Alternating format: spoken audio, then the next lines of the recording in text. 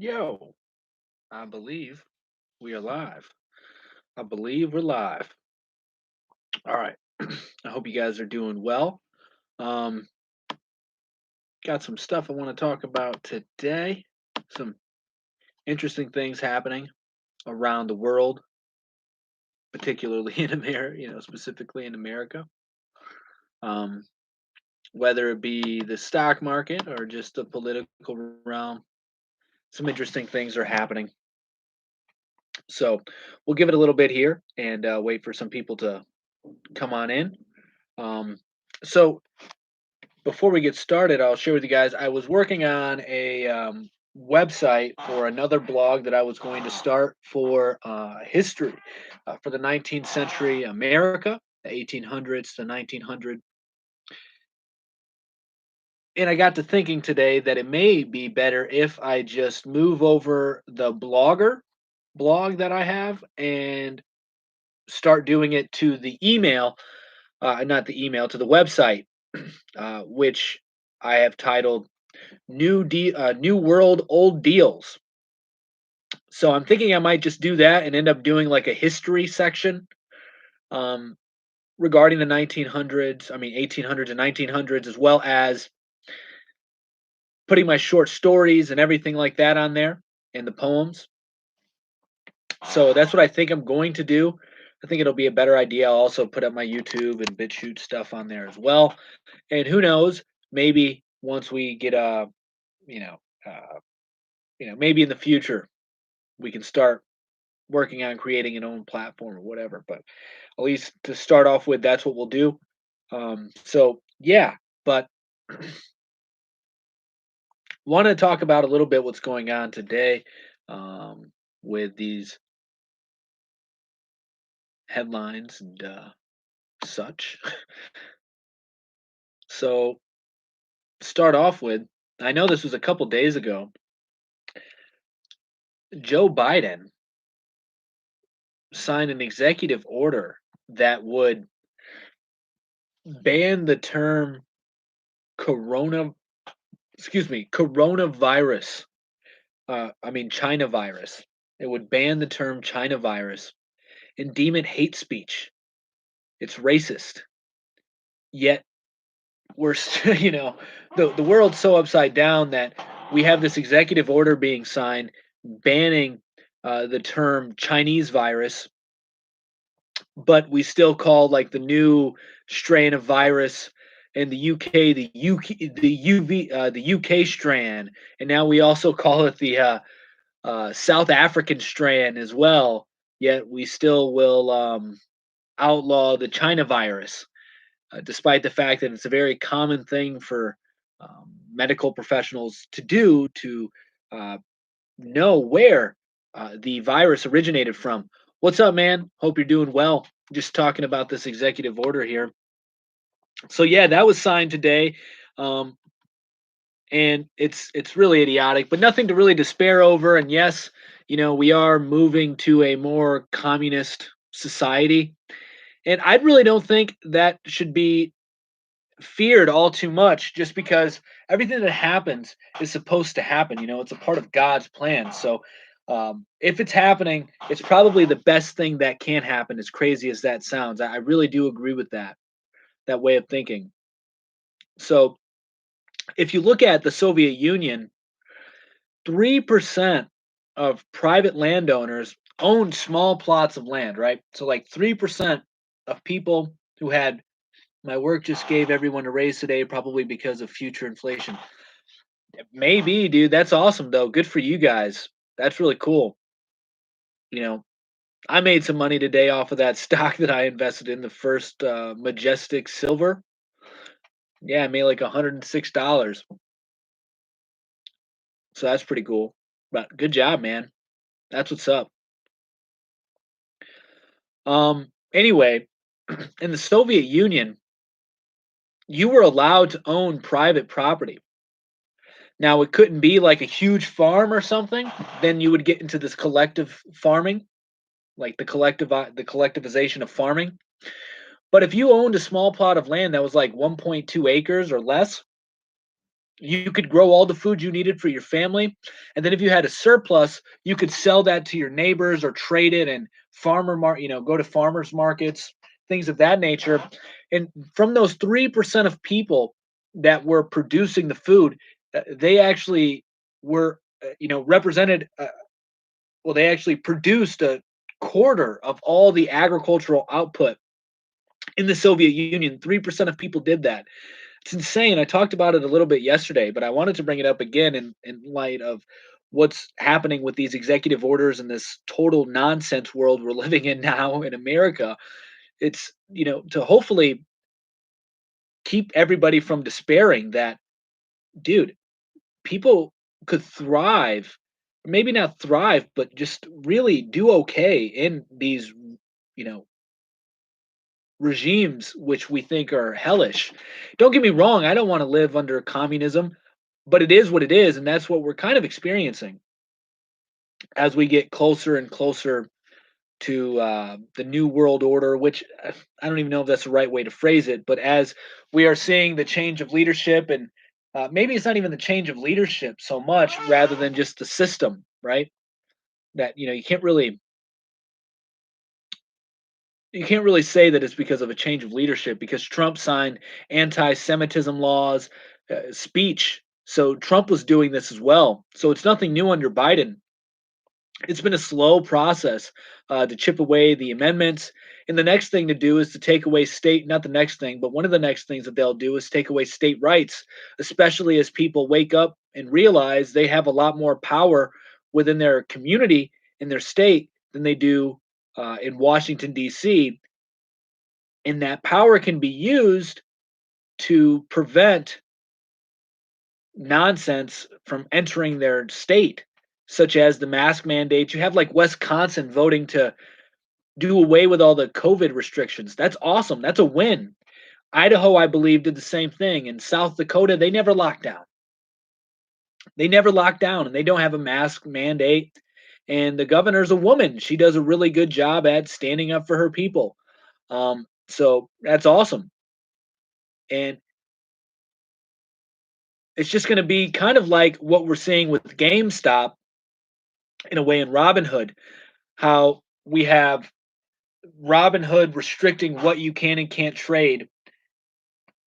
The government will probably eventually do so. The federal government will probably try and do something along those lines with red states. Eventually, red states will all be, considered terrorist um, hubs, hubs of terror, and we'll have to disassociate from them or eradicate them. We already see that narrative being promulgated by the media with white supremacists and the FBI looking for domestic terrorists. People are turning in their own families now. Like a kid turned in his own father who went to the Washington D.C. Rally on January 6th. He turned in his own father, and other people are doing this too. People are stabbing each other in the back because we've lost our connection to reality. We've lost our connection to family. And now we're looking to institutions as our family. This has been going on for a long time too. Don't think this is anything new. It's just now becoming very obvious because we're in this exponential growth period of tyrannical rule, but it's always on the come up because sin is always there. So there will be this receptor for sin, if you will, that begins to grow. It grows in size and becomes this monster after a while when you have enough people's sin, transferred over into it, and so then it can just build up power. So that's the zeitgeist. That's the spirit of the age. Is the accumulation of sin represents like the spirit of the age, and that's why the Christians make a clear distinction between like any kind of spirits and the Holy Spirit, because there's the spirit of the age, the zeitgeist, and the Holy Spirit. And the spirit of the age is simply, just a receptor for all the sin of man. And that will then be, I don't really know how it works. This is just something I think. I could be way wrong. I'm not a theologian or anything like that. But and it's reserved for that nation, which is why in like Psalms 9 it says, if a nation goes away from God, that nation will fail. Pretty much, it deserves to fail. Which is why I'm saying if we're going to fail, we deserve to fail. Nothing happens that shouldn't happen. You reap what you sow, and as a nation, we've had terrible trees. We've produced horrible fruit, and it shows. And so we deserve what's happening. So that doesn't mean individually we may not deserve what happens, but God protects his people. Just look at Lot and his family. They were the only righteous people or holy people or whatever uh, to exist in Sodom and Gomorrah, and God saved him and his family, with the exception of his wife, who disobeyed God as they were leaving, and she became a pillar of salt because she looked back at the city which was being decimated when God told them not to look back. And that's a whole nother thing that's symbolic. There's a deeper meaning to that. I mean, obviously, she probably, I don't know if it's obvious, but she probably, that probably is a legitimate story. Um, but anyway, so as for what we can do is just focusing on what's real, what's actually valuable. I went for a walk yesterday, and on the walk I was looking at the trees and I was thinking about the stock market because of the craziness that's happening right now. And I thought, you want to try and find something that's like a tree. I know it sounds retarded. But ever since I've been growing my own food, and well, some of my own food, I don't grow everything that we eat, not anywhere near everything that we eat. But anyway, ever since I've started gardening and trying to grow more of our own food, I've been analyzing the world in a I've been looking at the world just through different lenses, and it's really remarkable. And anyway, so I was thinking like, man, you should look at a stock as if it's a tree. Like, basically meaning, and maybe it's fucking retarded, I don't know. But basically what I was thinking of with the analogy is like a tree is like, especially an older tree, it has deep roots, it's not going anywhere, it's not going to easily fall over. It will take an, an enormous amount of effort to destroy the tree and turn it into something else. But even then, the tree has value, right? So the tree has value just standing there being a tree. It provides shade, it provides shelter for animals. It helps the soil. It helps other trees. It's this ecosystem, right? So it's valuable in and of itself. But even if you tear it down, you sell your profits, if you will. Like you're not just you're participating in something with real value. Is essentially what I was getting at. And a tree has real value. You can look at one tree, the size of it, and probably calculate the legitimate value it has, whether it's the building potential, the amount of shade it provides, the amount of things. I don't know, the oxygen or whatever that it helps us with, or the CO2, or the. I was wondering about the states that don't require mask when I heard about Biden's federal order. Well, it's only on federal property, that order, and you then need to have the people enforce it because it's not a law, it's an executive order, which is another kind of beautiful thing about our system with the executive orders. They're not necessarily laws, which is good, which means that you can't just rule by executive order. It's sort of like, I demand this to happen, which is why Joe Biden can say, I demand to undo, I'm undoing what Trump demanded because his demands are now invalid. I don't accept those demands. I don't accept that condition. We can do the same thing kind of with the executive orders. Like, people have to enforce them. That's what it comes down to. So, yes, but look at, I mean, like Joe Biden didn't wear he should be wearing a fucking mask in the White House at all times. Like that's so retarded. At all times, he should be wearing 3 masks per CNBC. And Dr. Fauci says too. So, yeah, I mean, it has to be enforced just like the laws. Most people, most sane people aren't enforcing these nonsense laws. I was thinking the other day, okay, so just to finish what I was saying about the stocks, to finish that train of thought. Basically, you want to find something that is actually valuable. Just looking in nature, you can see what's actually valuable. And when you look into the stock market, there are companies that have legitimate value. I used to rag on the stock market because it just seems like a casino to me. But there are a lot of companies that produce a lot of good that are in the stock market. And those companies should be where we focus. I mean, I'm not a financial advisor. I won't tell you where to invest or anything like that. I'm not even great at it.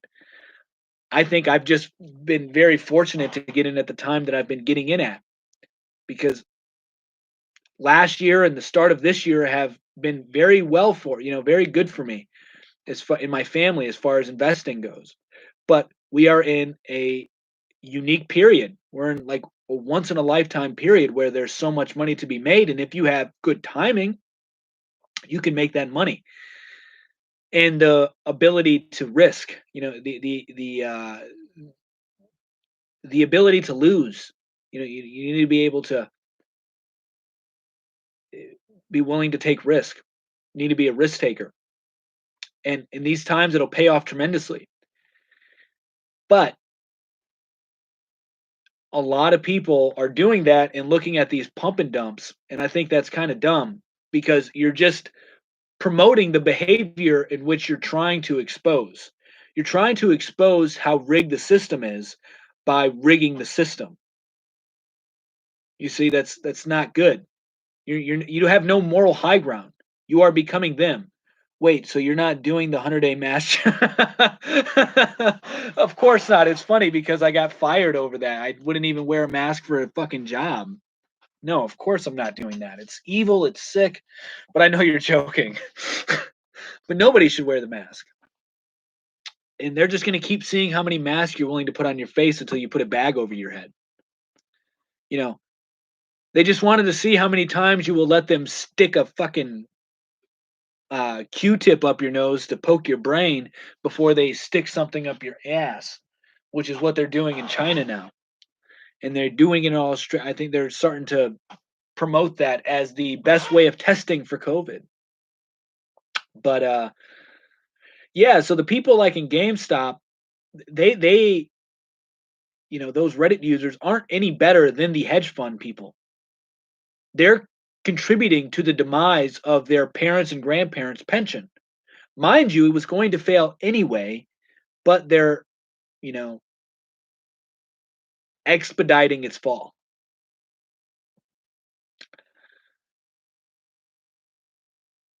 And that makes them no better than the people who were doing the same thing. You don't beat somebody by playing their own game. Then you just become their competition in the game. The way you beat them is to not play the game.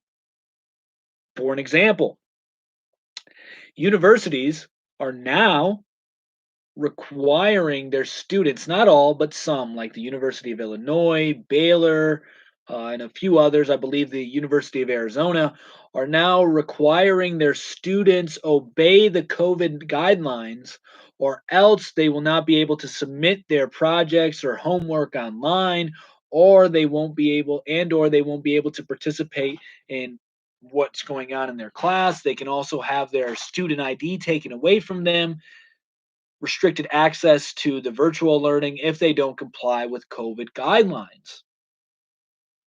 And in public schools, in a high school or middle school in a certain district in Oklahoma, is financially penalizing students $1 if they do not wear a mask to school. Okay. So I'm using these things, this is an example because it illustrates a huge problem, right? A huge problem. It's really wicked. It's really evil. But how do you beat it? Don't go to university. Homeschool your children. I mean, it's that easy. Now, if you want to compete, you would then join what is it called? The PTA or POA, or I don't know, whatever the fuck it's called for schools. Or, you know, write letters to the dean at a university telling them that you can't do it. I mean, yeah, you can do all of that, but why would you want to keep supporting The university, first off, which is indoctrinating people. Yes, I'm not opposed to education. Anybody who knows me knows that that is insane. I'm the least, you know, I, I love education. It's an amazing thing. Um, I am the least anti-education person there is. But we have to realize that these schools aren't educating, they're indoctrinating. And even if it's good, even if it's not good necessarily, but what you agree with, you have to then acknowledge still that it's indoctrinating with your belief system. Okay. And that's what's taking place right now with these universities, and they're doing this off the taxpayer dollar. And they're also, the public schooling system is obviously doing this from our taxpayer dollar. So you just beat them by not playing their silly games. The best way to beat them, the best way to identify a winning strategy in my personal life that I've been able to see is finding out what is artificial and what is real. What is what is artificial and what is real. So what's the fake economy and what's the real economy? Well, people who cut down trees for a living, they're a part of the real economy because what they're doing requires their hands, it requires something that's real in nature, and you can do a lot of things with that. Miners, coal miners, silver, gold miners, all sorts of metal miners and other material mining, that's real. Working on cars, that is real. Fixing electricity, that is real. Crunching numbers all day, AI is going to fucking take your job. AI is not going to take a self-driving, it's not going to be driving trucks. No, it's going to be taking the accountant's job, and then it's going to be taking um, the marketer's job, and then it's going to be it's going to be taking um white collar jobs away before it ever touches blue collar jobs. In Japan, they're trying to do this because they have a worker shortage and it's just not working. And so, what they're now trying to convince their nation of is immigration, that it's a good thing. Because in order to keep their Ponzi scheme going, they need more people over in Japan. And they're not having children. That's a huge issue in the long term. They don't have enough young people to join the workforce, which is what sparked the idea of creating robots that can do these manual labor jobs. Come to find out, that's very difficult. It's very difficult for a robot to do some of these manual jobs. What a robot or an AI can do very well are these computer white collar jobs.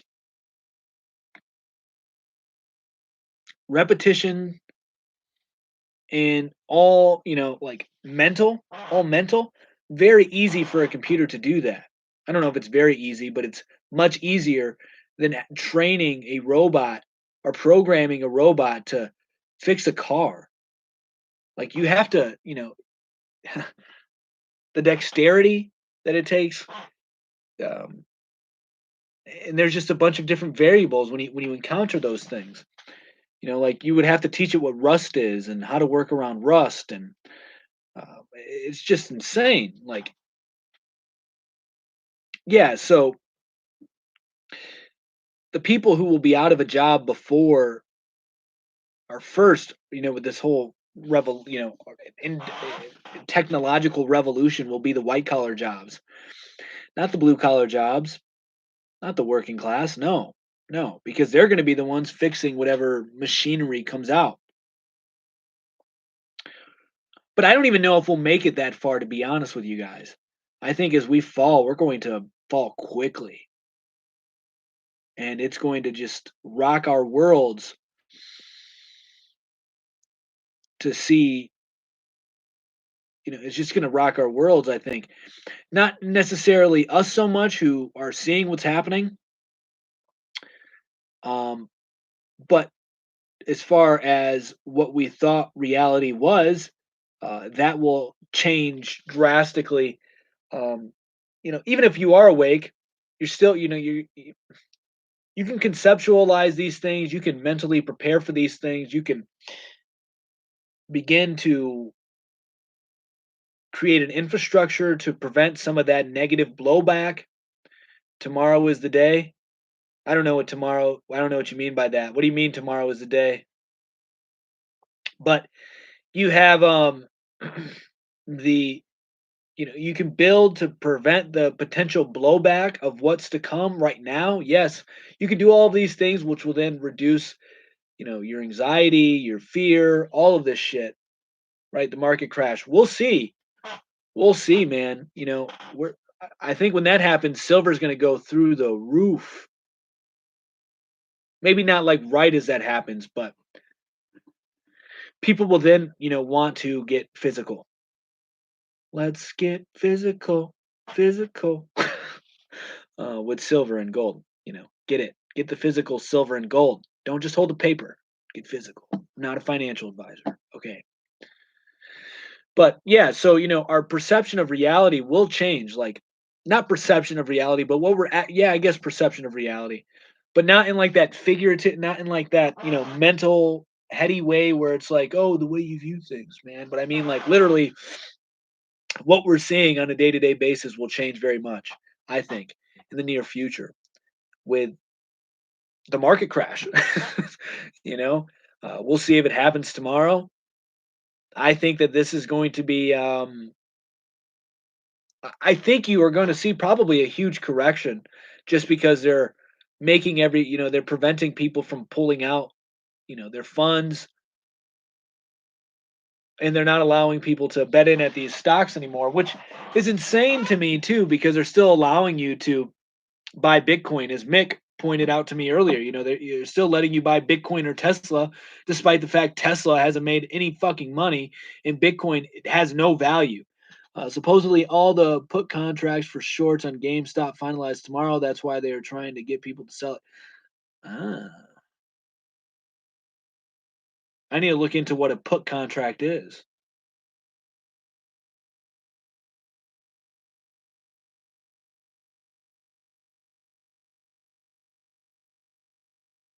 All right. That's probably why they timed it the way they did. Okay. Gotcha. Gotcha. All right. Cool. So, yeah, we're probably going to see some interesting stuff tomorrow then. Yeah, and that's why I've been focusing on just gold and silver and growing your own food. Growing your own food, gold and silver, having a family, having a neighbor you can trust or a couple of them is really really important. But not everyone's sold because a lot of people know this.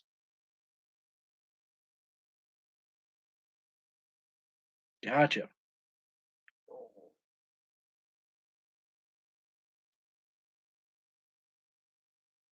That's right. I've been hearing a lot of stuff about wait till Friday or hold till Friday or something. Yeah, now that come to think of it, I have been seeing a lot of memes like that. That's why it's still at like 250. Mm. Yeah, that makes sense why I've been seeing all the memes, because I've been seeing people saying hold till Friday. I didn't really know why. I, assume maybe because you can't trade during the weekend or something. I don't know, but I didn't know there was everything would be finalizing tomorrow. So that's really good to know. That makes a lot of sense now. Why we keep seeing those memes. But yeah, so let's see what else we got here. And eventually, I will be moving this over to the OBS. That way, I can show you guys some pictures and stuff. Um,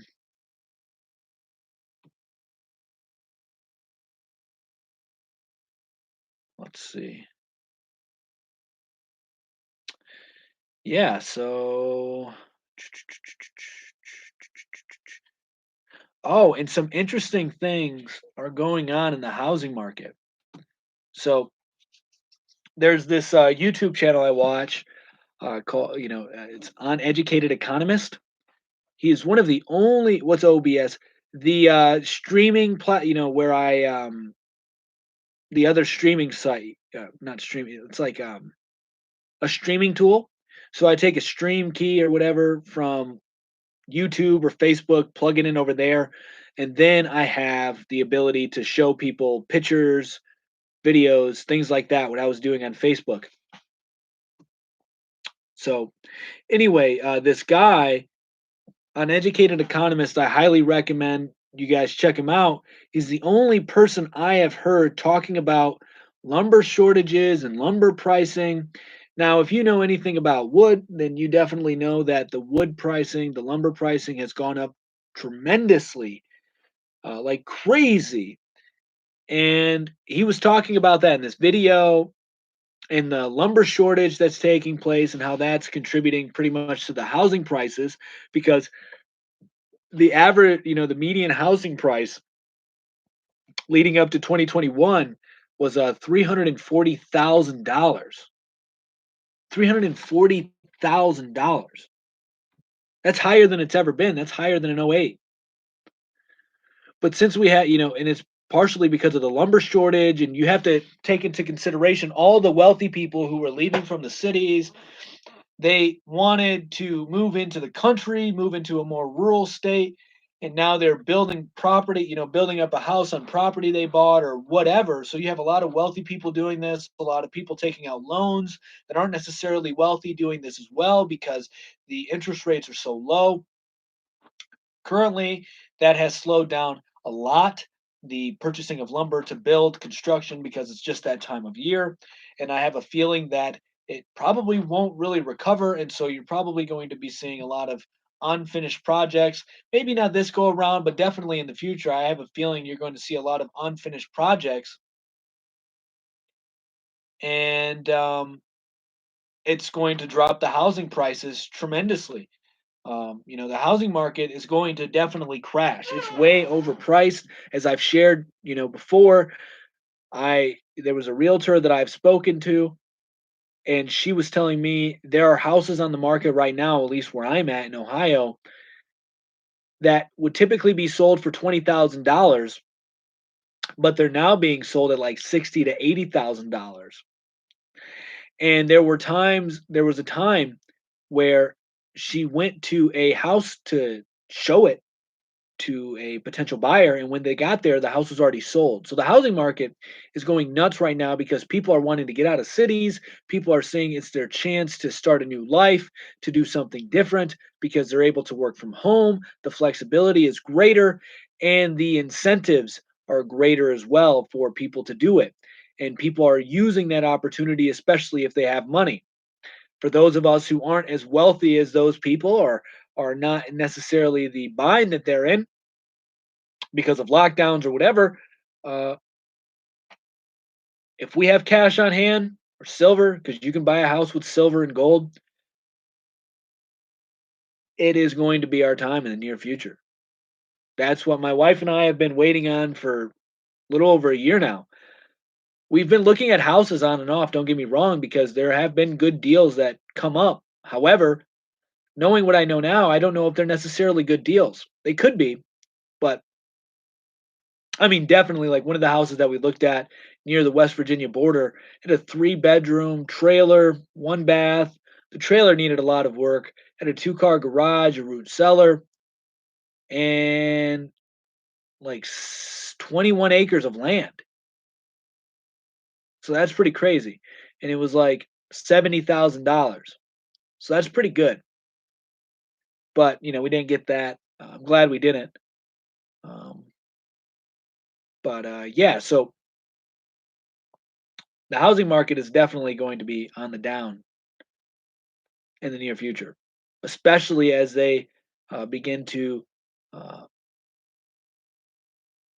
restrict the amount of, make it more difficult for people to get loans. That's going to be huge. It's going to be huge. And you're just going to have an oversupply of homes, I think. Because right now the demand's really high, but the demand can't keep up at the pace that it's going with the economy the way it's going. You're going to have a lot of landlords who are going to have to sell multiple properties because they can't afford it because of squatters and forbearances and And just regular people who own, a couple houses or something, they'll have to sell it. There's been a lot of people who have been buying houses specifically to, you know, capitalize on Airbnb, because if they get a few people to stay year round, they pay off their mortgage and then get some money from it. It's well worth it. But now nobody's traveling the way they were. Airbnb, it's all becoming more restricted. And yeah, so a lot of people are about to lose a lot of money in the housing market, and a lot of people are going to lose houses, unfortunately, because of, you know, unpaid debt, forbearances. Values of home will go down with the number of squatters that will be entering areas. You know, homes will be turned into marijuana dens. So it's interesting time to live in, but definitely there's a lot of opportunity in times like this. You just have to remain calm, cool, and collective, and think more rationally than emotionally. But yeah, that's pretty much what I got for today. I hope you guys enjoyed it. If you have anything else that you want to add, leave it in the comment. If not, that's cool too. We'll just call it a night, and I'll be back here tomorrow. And probably tomorrow, the microgreens that we have planted will be ready to get some light on them, because they have to germinate for a couple days before you start exposing them to light. So you got to cover them up with another tray, keep it dark. So we have arugula, we have mustard, we have sunflower, and buckwheat growing right now. Four different things, trying that out. And with the excess, I want to be giving it away to like neighbors, friends, family. I think that's an important thing to do, especially if you're growing food right now. Even if you don't grow a lot of food, I think it's still good to. That's valuable. That's so valuable. That's more valuable than getting in at GameStop when it was $2 and buying like 1,000 shares and then selling it at $250. Like, that's much more valuable. So anyway, all right, guys, I'm gonna get out of here. Hope you have a great night. Much love. Peace.